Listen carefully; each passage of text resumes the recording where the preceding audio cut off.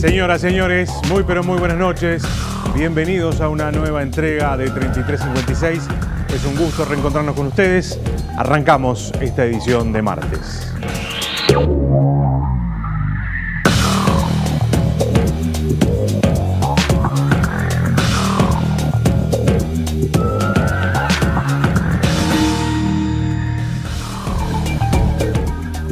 En la década del 90, en Montevideo comenzaron a instalar una serie de políticas públicas que intentaron de alguna manera construir, desarrollar institucionalmente un nuevo sistema de participación ciudadana. Esto fue de alguna manera innovador para la capital. En algunos países del mundo los procesos de descentralización ya se venían llevando a cabo desde hacía mucho tiempo y el objetivo central era acercar la gestión a la ciudadanía y construir una mejor democracia. Vamos a presentar el tema de esta noche, que es la descentralización en Montevideo, con este informe.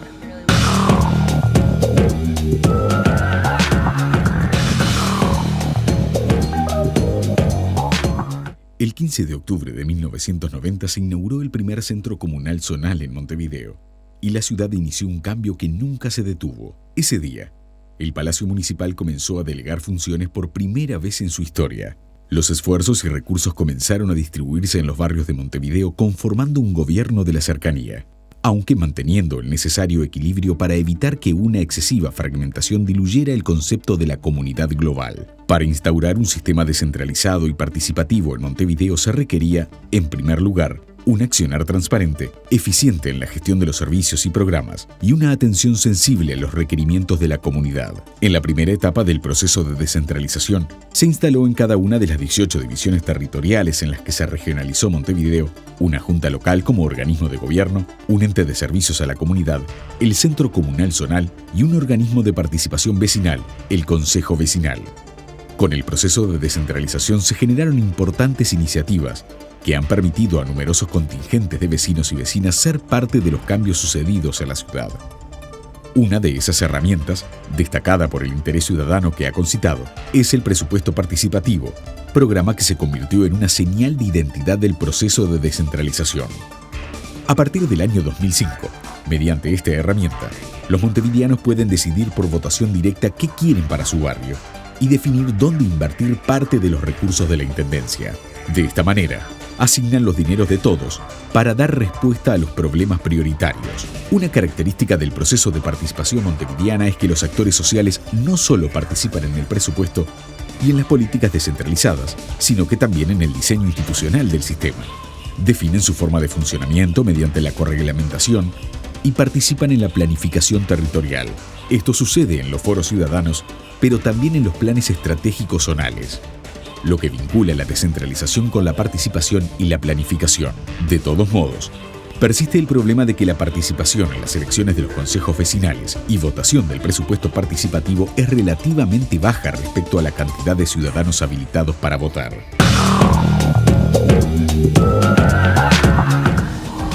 Quienes han analizado el proceso de descentralización en Montevideo señalan que de alguna manera se instauró en nuestra capital una especie de reforma del Estado silenciosa que acercó algunas herramientas de gestión de las políticas públicas a los niveles más cercanos a la población.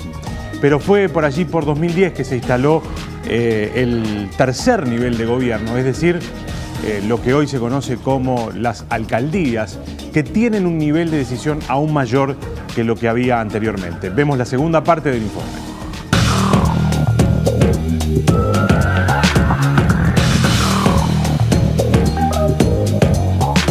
Desde la década de 1990, Montevideo estuvo parcialmente descentralizada en 18 zonas. Al frente de cada una de ellas hay un centro comunal zonal. A partir de la creación del tercer nivel de gobierno en 2010, la intendencia deja de ser municipal para convertirse en departamental. Allí la competencia municipal se traslada, se divide en 8 municipios, al frente de los cuales se encuentra un ejecutivo conformado por el alcalde y 4 concejales. Cada municipio incluye 2 o 3 centros comunales.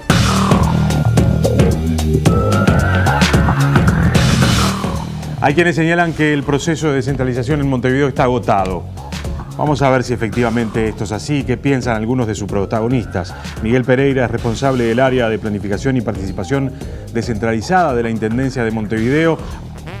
Vamos a hacer una breve perspectiva histórica de este proceso. Obviamente ingresaremos a los avances que ha habido a partir del segundo nivel de reformas que se instauró en Montevideo en el proceso de descentralización y cuáles son, desde el punto de vista de la administración municipal, los principales avances y desafíos. Y después, en el siguiente bloque, vamos a estar conversando con dos alcaldes que tienen responsabilidad directa en la gestión de los asuntos públicos en distintas zonas de Montevideo. Gabriel Otero, alcalde del municipio A, y Andrés Abt, alcalde del municipio CH. Hacemos una pausa y ya venimos.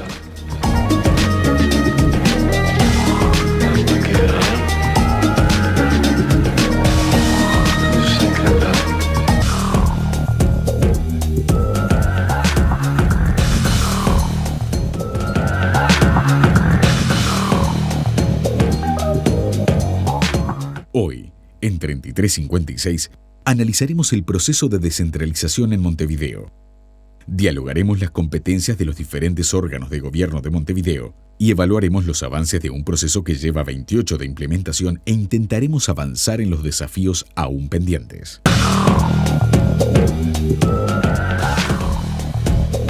Señores, son las 8 de la noche y 13 minutos.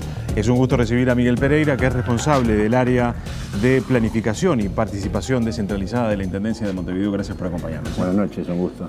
Decíamos al arranque, creo que vale la pena hacer una breve perspectiva histórica de lo que ha sido este proceso de descentralización que arrancó en la década del 90, que de alguna manera fue resistido. Recuerdo el debate que se dio en aquella época. Algunos analistas que después fueron observando el proceso desde la academia señalaban había una especie de reticencia importante de parte de los partidos que en ese momento empezaron a hacer oposición en Montevideo, porque la descentralización del poder generaba algunos problemas en el territorio, y era que esto podía llegar a sustituir algunos pequeños liderazgos territoriales en los que se había de alguna manera fundado el sistema político en nuestro país. Pero más allá de esos aspectos más que se debatieron en aquel momento, vale la pena, ¿no? Del 90 hasta acá, ¿cómo ha sido ese proceso? ¿Cuál ha sido el objetivo? En definitiva, esto es un proceso que llevó adelante el Frente Amplio desde que es gobierno. Exacto. En Montevideo, ¿no? Bueno, es base de una plataforma programática que en su momento supo ser el documento 6, ¿no? Donde en su momento justamente esta fuerza política determinó que el plan estratégico para el desarrollo del gobierno municipal debía ser, a partir de la fecha, abierto, un sistema abierto y participativo, justamente con pilares fundamentales como eran las vecinas y los vecinos del departamento y las funcionarias y los funcionarios departamentales. Ese, digamos, que fue el primer objetivo como para sacar adelante este proyecto, que indudablemente generó todo esto que se decía en la introducción, ¿no? Todo el armado de una maquinaria. Exacto. Que indudablemente empezó con giras en los barrios, con comisiones de barrio para después transformarlas en lo que fueron los consejos vecinales, un proceso que fue en constante transformación y que de alguna forma fue tratando de generar el interés, la identidad y la apropiación de las vecinas y los vecinos a su territorio, acompañado con un proceso, digamos, de desconcentración que hacía que de alguna forma vecinas y vecinos pudieran agruparse con una junta departamental que a su vez los regulaba, que fijaba sus atribuciones y que de alguna forma generaban, como decía también el informe, esa pata social, ¿tá? Junto con lo que era la pata administrativa,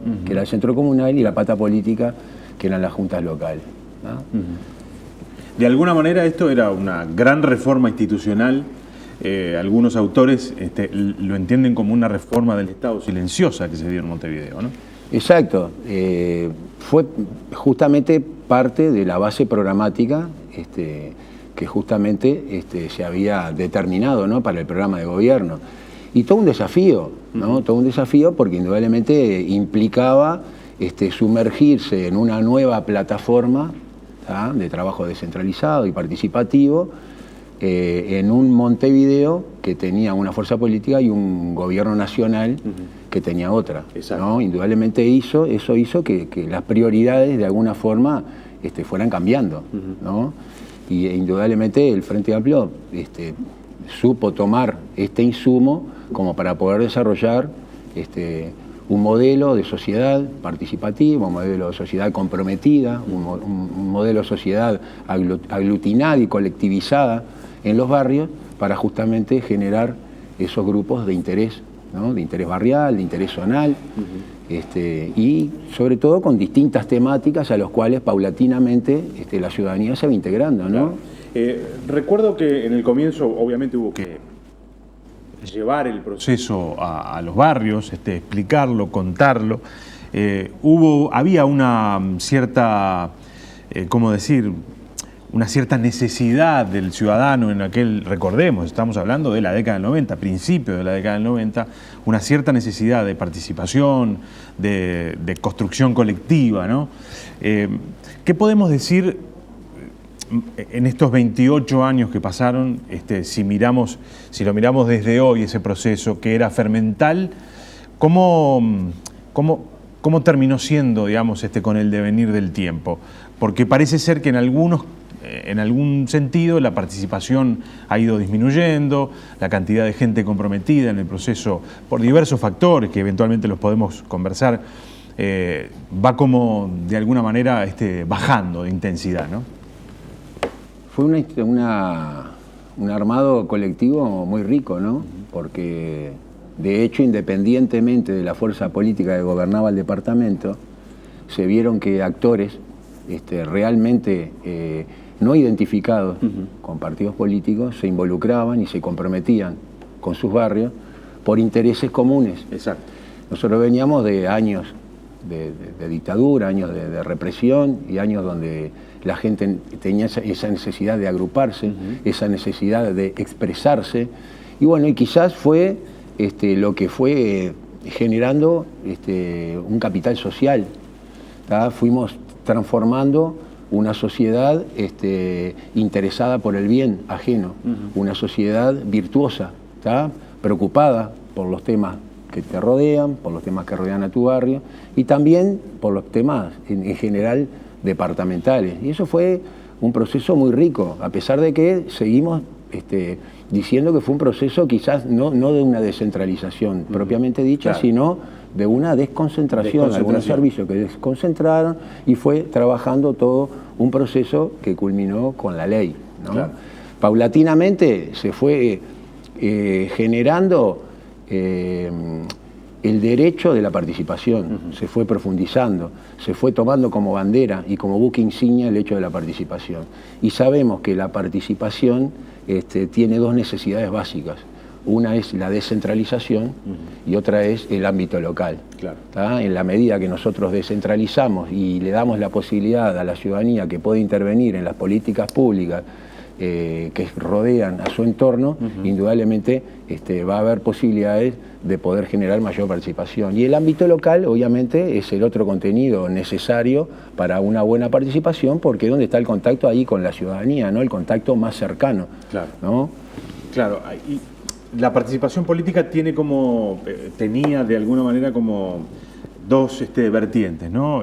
Aquella más mediada por los partidos políticos, que eran quienes en definitiva participaban de las contiendas electorales, en donde se elegían los representantes de las zonas, y después una participación más social, más vinculada a los intereses colectivos y puntuales de cada una de las zonas.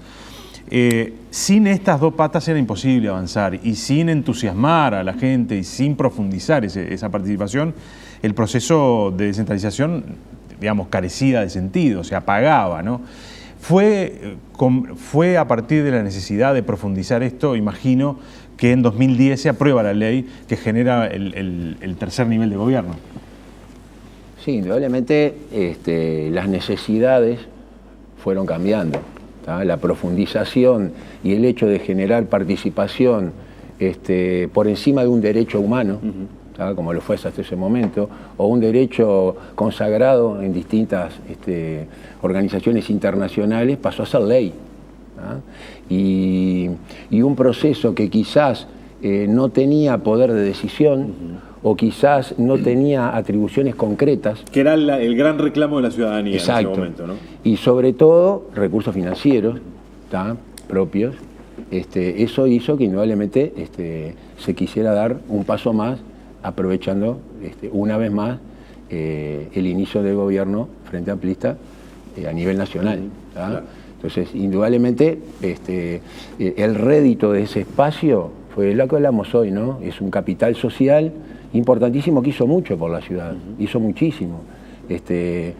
Sobre todo en la construcción de ciudadanía, sobre todo quizás la transferencia de poder se veía en lo social, más que en lo político, pero indudablemente fue la forma de generar esa sociedad que el proyecto político quería avanzar. Y en ese marco fue que hubo un acompañamiento, como tú decís, donde la clase política, por llamarlo de alguna forma, junto con la clase social, y ni que hablar, y no quiero dejar de lado para nada, las funcionarias y los funcionarios formaron ese bloque, con roles distintos, pero muy complementarios, a tal punto que eran 3 círculos que se juntaban en el medio, claro, donde todos se hacían para poder realizar una mejor gestión, una mejor gestión más comprometida, con otro arraigo y con otra pertenencia y otra identidad, ¿no? Que, a ver, es difícil, hay que utilizar algún tipo de indicador para medir la evolución del proceso y sacar algunas conclusiones. Probablemente ninguna sea una herramienta lo suficientemente sofisticada como para saber con certeza si este proceso en definitiva ha sido positivo o no. Pero si uno toma, por ejemplo, nivel de participación en las elecciones para los presupuestos participativos, hubo por lo menos 2 o 3 periodos sucesivos donde se notó de manera, yo digo, importante, un aumento de la participación ciudadana en los primeros presupuestos participativos. Después, como que se estancó y hasta inclusive hay ahora una especie de tendencia a la baja. Esto solo no sirve para medir el proceso, ¿no? Pero ¿cómo ustedes están observando el proceso en Montevideo? El proceso de Montevideo indudablemente comienza con las reuniones vecinales que se hacía del gabinete departamental con el intendente, donde ahí a través de los planes de desarrollo local, los PLAEDEX, los consejos vecinales identificaban y armaban junto con los equipos sociales de los centros comunales la necesidad de los barrios, y cuando el gabinete asistía en esa oportunidad, bueno, se tomaba nota y después se implementaba esa forma de presupuesto participativo.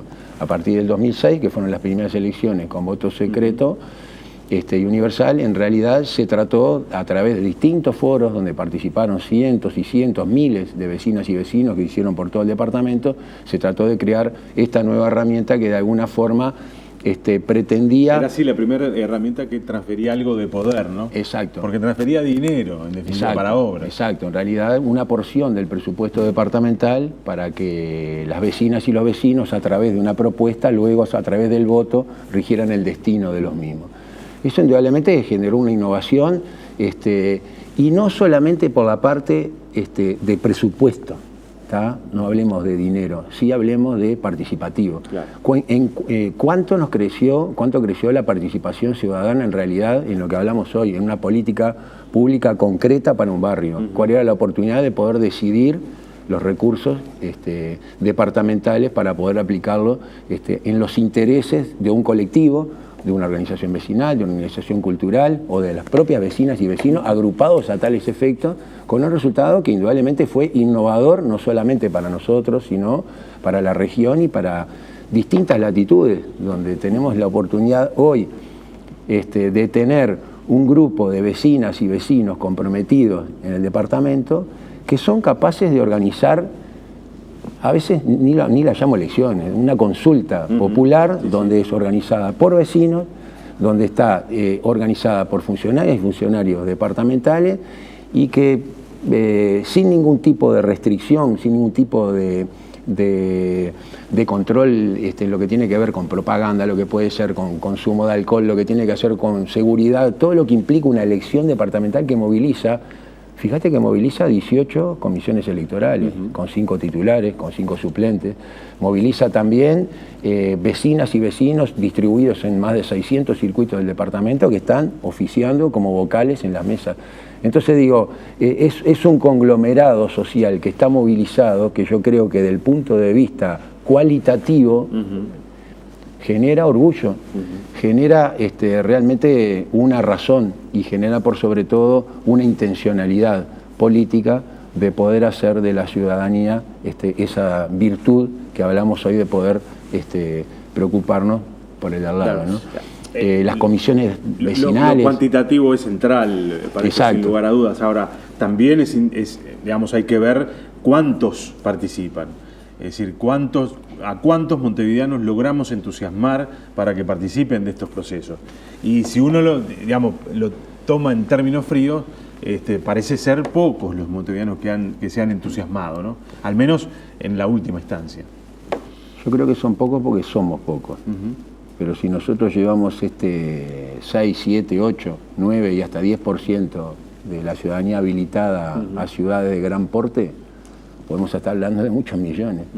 Acá como somos pocos, somos 1 millón y poquito de habilitados, obviamente la cifra podría parecer menor, pero yo creo y confío y pienso firmemente que lo cualitativo es lo que supera ampliamente a lo cuantitativo, más en un momento en donde la tecnología avanza, donde la tendencia es quedarme dentro de casa, donde la tendencia es preocuparme por mi interés personal, por mi comodidad, por mi consumo o por mi teléfono celular.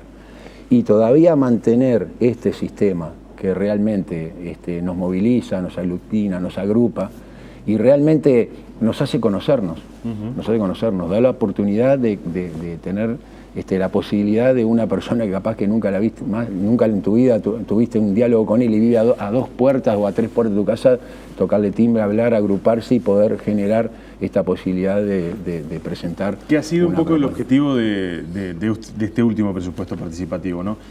No que las propuestas sean a nivel, digamos, individual, sino que construir equipos y construir grupos de interés que presentaran proyectos comunes. Sí, nosotros elaboramos un objetivo junto con la Junta de Alcaldes, en donde de alguna forma decidimos priorizar para este periodo las propuestas de interés social, las propuestas relacionadas con el espacio público, y en ese marco fue que junto con los municipios y las áreas sociales territoriales y nuestros equipos salimos a la calle justamente a buscar lo que nosotros llamamos propuestas de calidad. Esa propuesta que justamente generara integración social, propuestas que generaran agrupaciones vecinales y colectivos que pudieran interesarse por el espacio que nos rodeaba en beneficio de todas y todos. Eso redundó en una cantidad de propuestas que llegaron casi al 60%, se revirtió tremendamente la tendencia entre ese tipo de propuestas del espacio público y de organizaciones sociales ya armadas, comisiones vecinales y a su vez también agrupaciones de vecinos que se juntaron justamente para esto.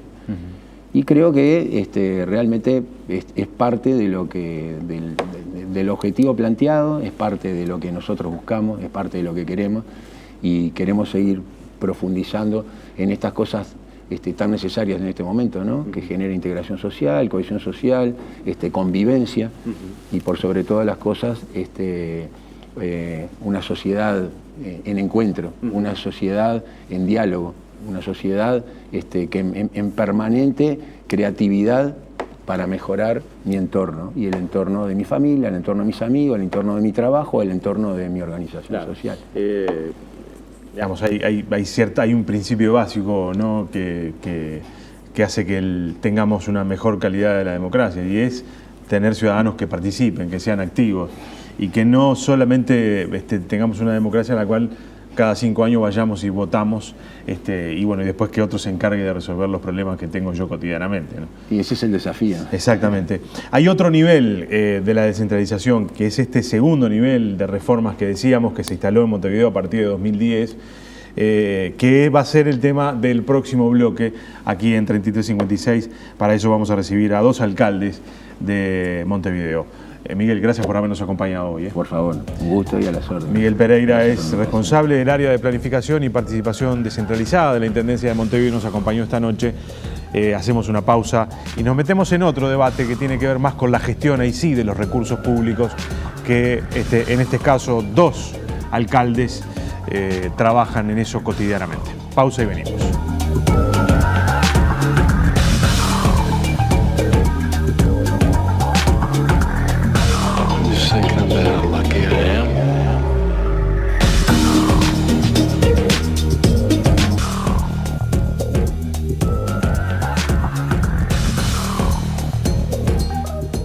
Señores, seguimos aquí en 3350. Como les decíamos, vamos a ingresar en otro nivel de la discusión vinculado al proceso de descentralización en Montevideo. Para eso es un gusto recibir al alcalde del municipio A, Gabriel Otero. Gracias por acompañarnos. A ustedes por invitar.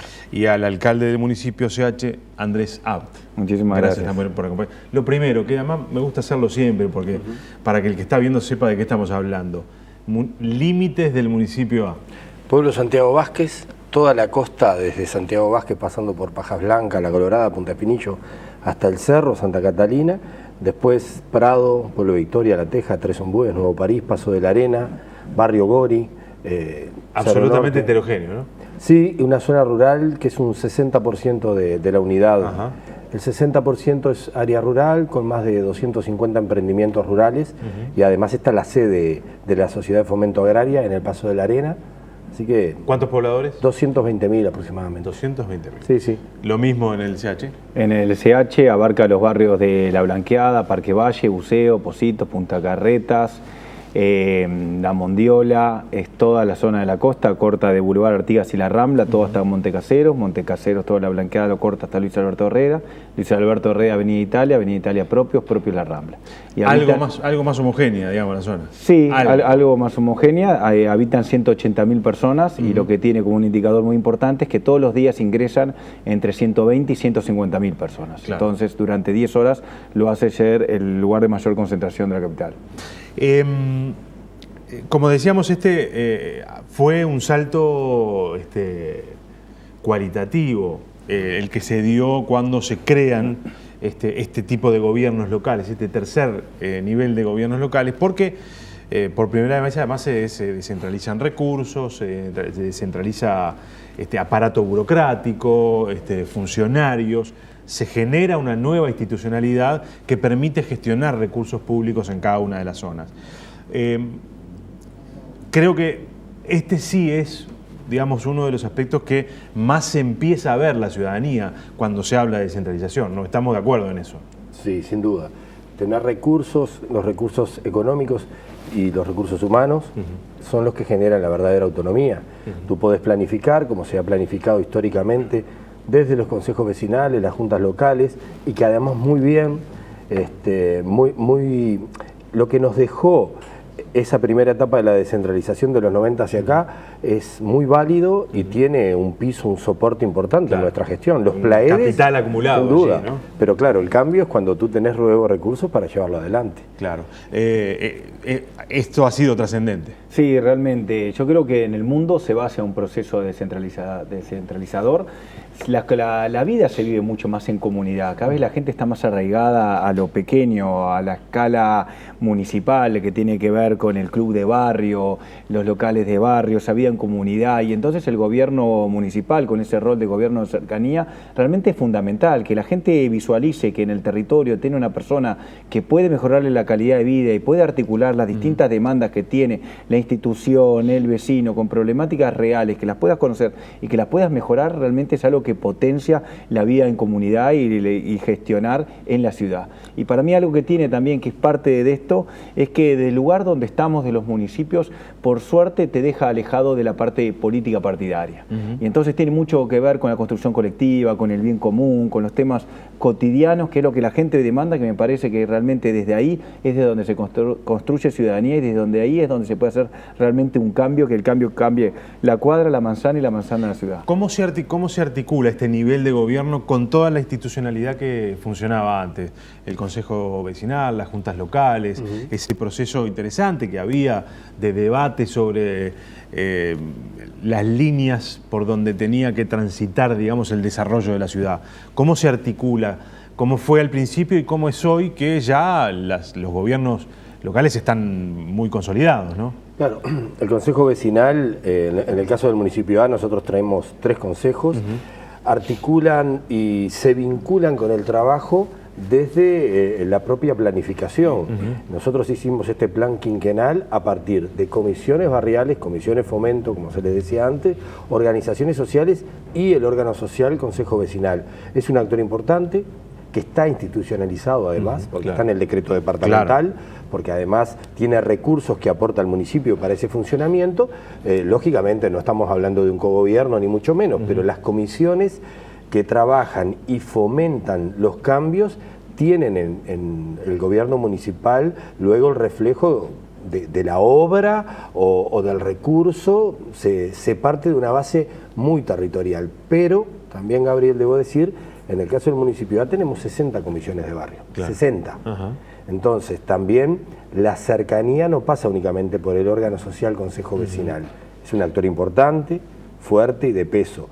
Pero si tú tenés un mapa geopolítico de fines de los 90, principios de los 2000, que cambió a partir de la crisis, barrios, asentamientos, que fueron cambiando, esa identidad hay que tomarla y trabajarla más cercano aún. Entonces, no es el único órgano social, ni mucho menos. Del que se recoge, digamos, insumos para... Exactamente. Quizás sea el que genera, el que tiene mayor experiencia en su plataforma y en su trabajo y en su método, porque también es acompañado a través de los centros comunales por áreas sociales, por funcionarios. ¿En el caso de SH? Bueno, yo estuve en la Junta Local cuando daban el informe al comienzo del programa, en la Junta Local número 5, en el año 95, ahí en el comunal número 5, yo siempre viví, nací en el municipio, y ahí había un proceso totalmente diferente, donde el Consejo Vecinal realmente tenía una importancia mayor que la que hoy tiene.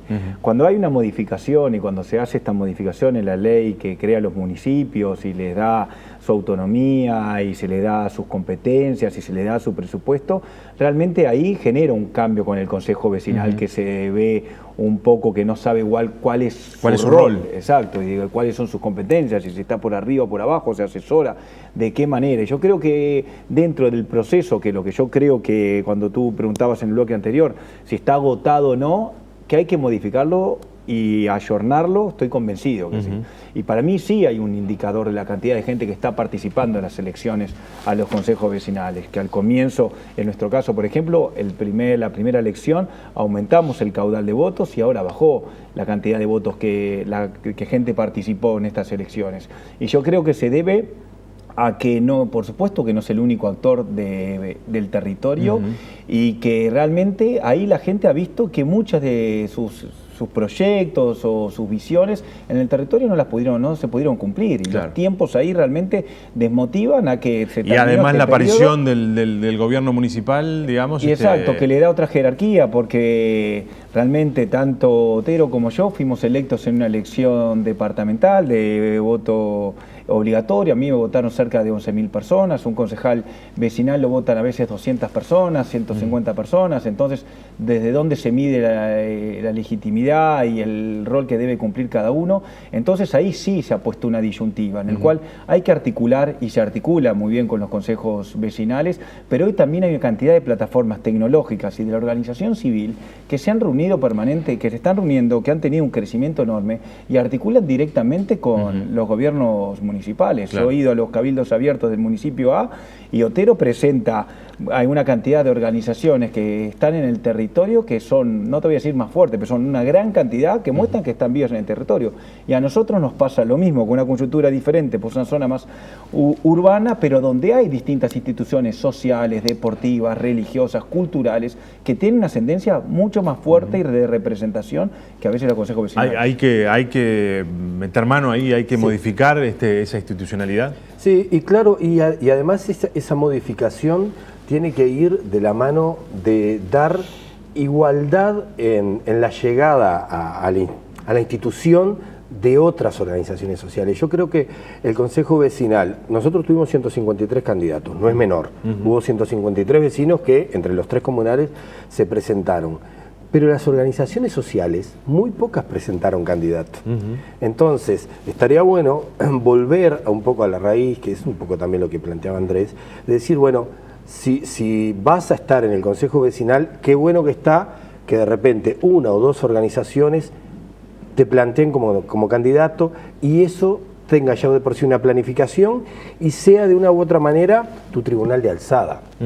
Y no que te pierdas como concejal vecinal en una comisión, muchas veces te podés frustrar porque se generan expectativas ¿no? que a veces sobrepasan, y bueno, pero esta herramienta lo que está claro es que no hay que matarla, hay que revalorizarla, hay que ponerla de repente más fresco en la realidad, en esto que yo te digo, 60 comisiones de barrio en el municipio A, 60, en el Cerro nomás hay 25, bueno, tratar de vincular, que ese consejo esté para afuera. ¿Por qué esas organizaciones o esas personas no se vinculan a la institucionalidad, ¿no? Nacieron en una realidad en los últimos años que ven el vínculo con el gobierno municipal más directo sin el gestor. Claro. ¿Tá? Entonces, bueno, esa realidad, mira que en esto coincidimos todos y coincidimos las áreas sociales, los actores políticos, que el Consejo Vecinal, revalorarlo, ponerlo en valor nuevamente, significa darle un nuevo contexto, de participación. Igual creo que tener, en nuestro caso, más de 70 propuestas del presupuesto participativo, más de 150 candidatos, bueno, habla muy bien de cómo se es receptivo a la oferta para participar. Luego, el seguimiento, ahora cuando en diciembre les demos el lugar, el 13 de diciembre por ahí van a empezar a actuar, bueno, a partir de ahí hay que empezar a ver cómo fortalecemos la herramienta. Porque además, Gabriel, es una herramienta. El proyecto político lo da el partido que gana, pero como herramienta la descentralización y el órgano social tiene que ser llenado de proyectos también. Claro. Los municipios, los gobiernos locales, digamos, el gran motor de la obra pública que transforma Montevideo sigue siendo el edificio de 18 y Ejido, ¿no? Sí. El volumen de transferencias que se realiza a los gobiernos municipales para que estos tengan posibilidad de planificar, ejecutar, transformar, ¿es suficiente o todavía es una especie de, bueno, saludo a la bandera, por decirlo de alguna manera? Creo en mi experiencia, que es la primera vez que estoy al frente de un gobierno municipal, pero lo he seguido por mi actividad, de ver cómo los gobiernos departamentales fortalecían o no la descentralización. Para mí este gobierno departamental no está fortaleciendo la descentralización como sí ocurrió en el periodo pasado. Si tú solamente ves, por ejemplo, cortando grueso el presupuesto departamental, la descentralización se lleva 88 millones de dólares anuales para todo lo que tiene que ver con la descentralización, y lo que tiene que ver con el segundo piso del intendente, lo que tiene que ver con la Secretaría General y todo lo que está alrededor de los asesores del intendente, son 100 millones de dólares en el año. Entonces tú ves algo tan importante como es la descentralización, que si vos no lo dotás, como decimos, de recursos económicos y de recursos humanos, la estás cortando. Y también algo que te lo puede decir cualquier alcalde, tal vez algunos no te lo dicen porque son parte del gobierno, a nosotros nos falta, no sabes las veces que tenemos que golpear para que un director de alumbrado o de espacios públicos o determinados venga al municipio a atender temas que no son de Otero o de Andrés, son de organizaciones o de vecinos que lo tienen que tener. Entonces no es solamente el tema económico, que yo creo que hay que fortalecerlo, y todo lo que tiene que ver con las leyes de descentralización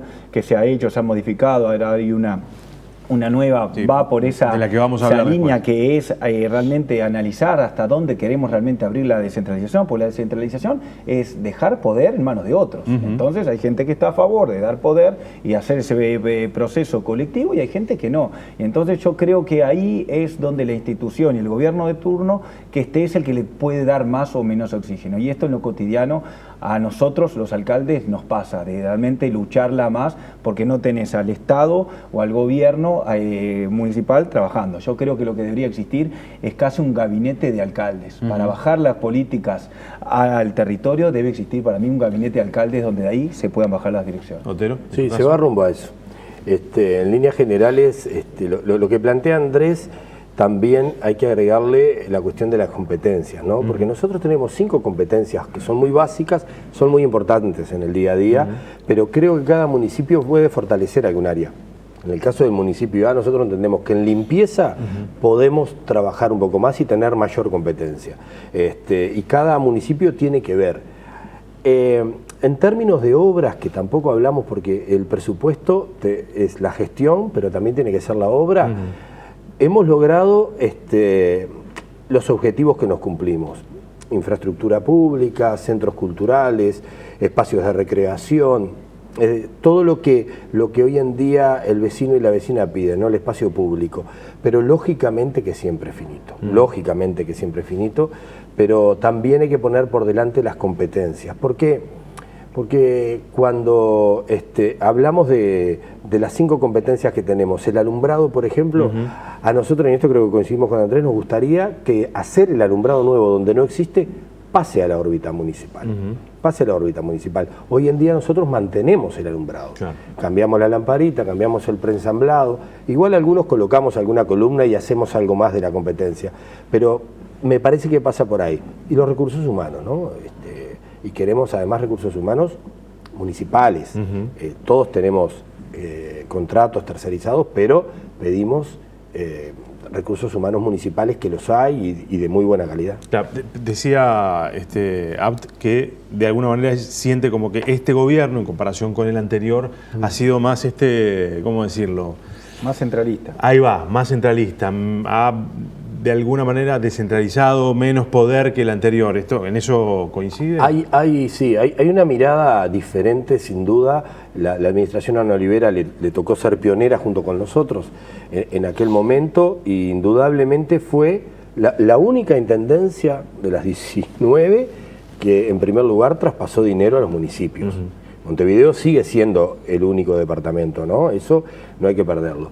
Pero indudablemente hay una mirada diferente, no sé si más centralista, pero desde el punto de vista del gabinete, hay un gabinete que tiene otra opción a la hora de repente trabajar hacia los municipios. Bueno, se van por otros caminos. Por ejemplo, pensaba, el gobierno municipal va a terminar invirtiendo en el quinquenio algo así como 500 millones de dólares en obras de infraestructura en toda la ciudad. ¿Se coordina con los municipios? ¿Se le preguntó a cada uno de los municipios si parte de esas obras que se iban a hacer tenían alguna modificación para hacer o había algún aporte desde los gobiernos municipales?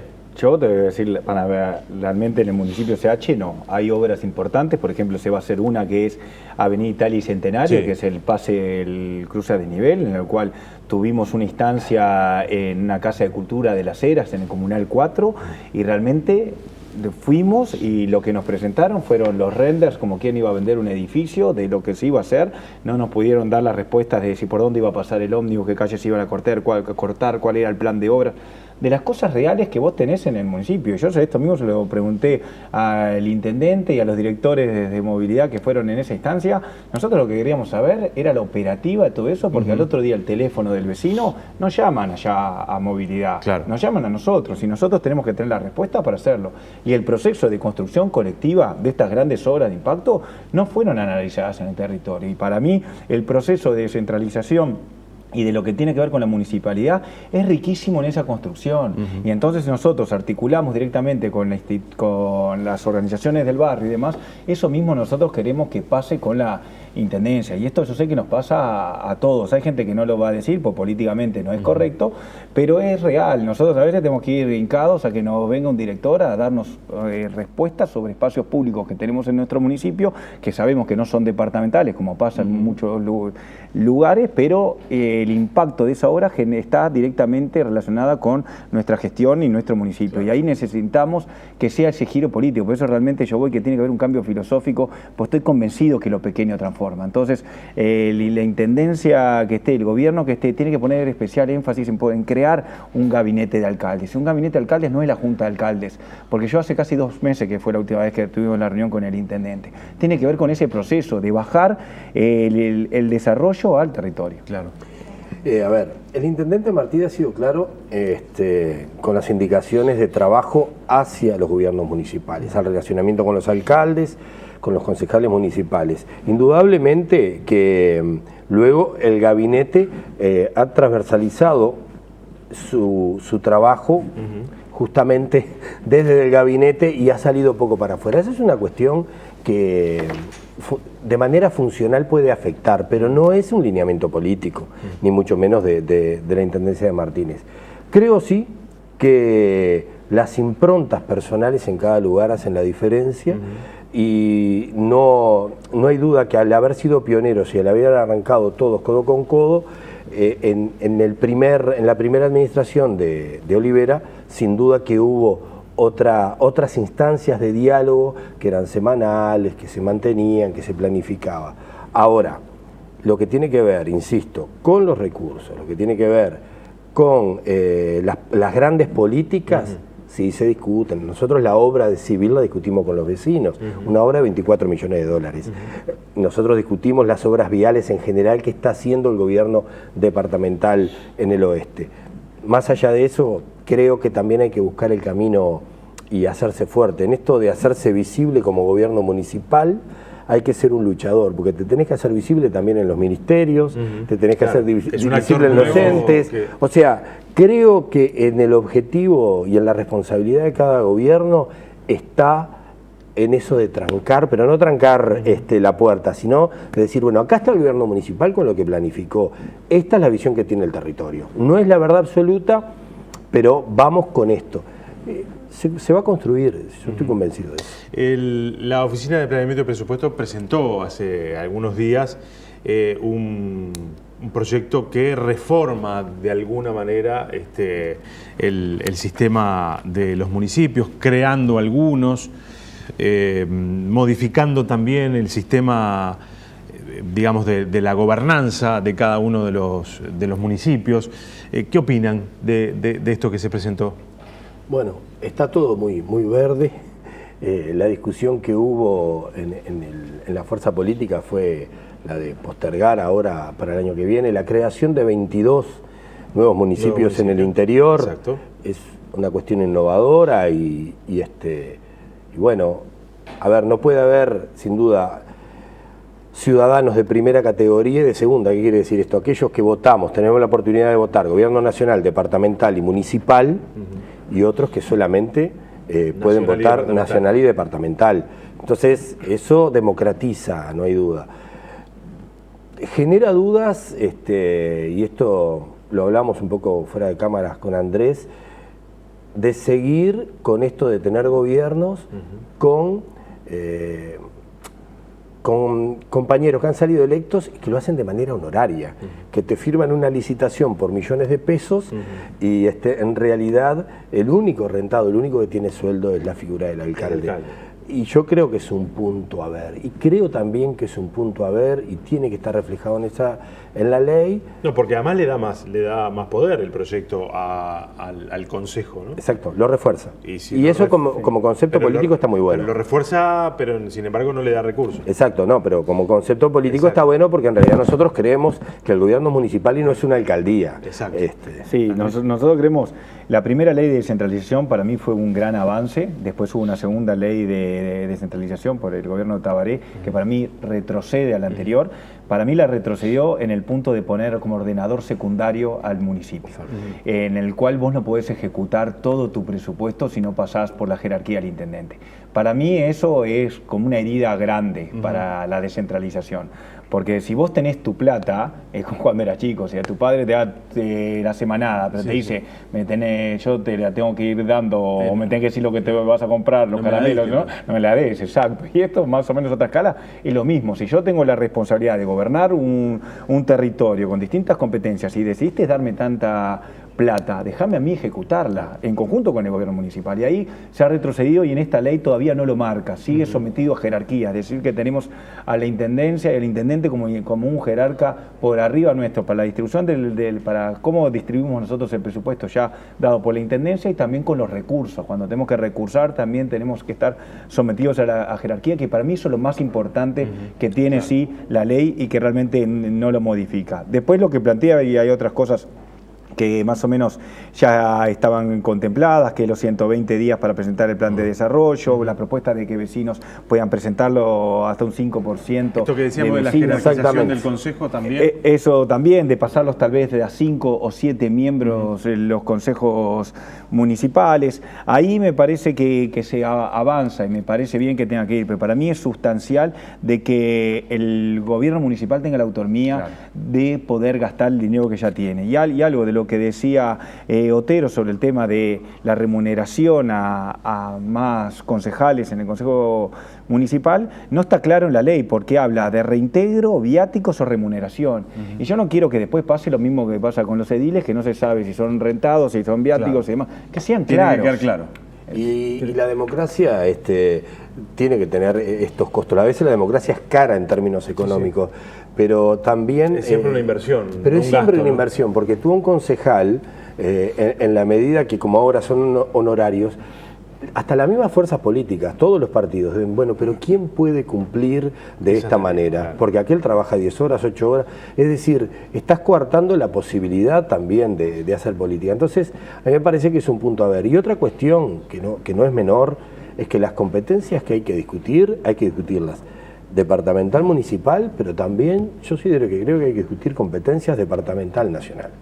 Y en eso, por eso digo que la ley es un buen arranque, pero se le puede sumar más, porque las competencias departamental y nacional, en términos de vivienda, en términos de salud y hasta en términos de seguridad, pero sobre todo las dos primeras, están como raras, porque las intendencias a través de los planes de vivienda trabajan, pero muchas veces son observadas, porque bueno, porque no es la competencia.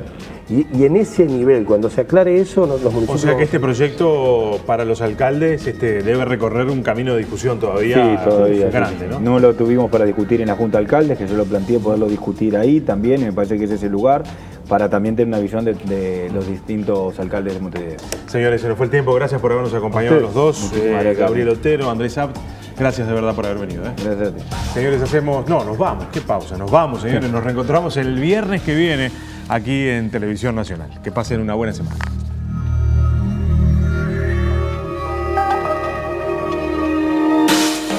Why do people have to die? To make life important.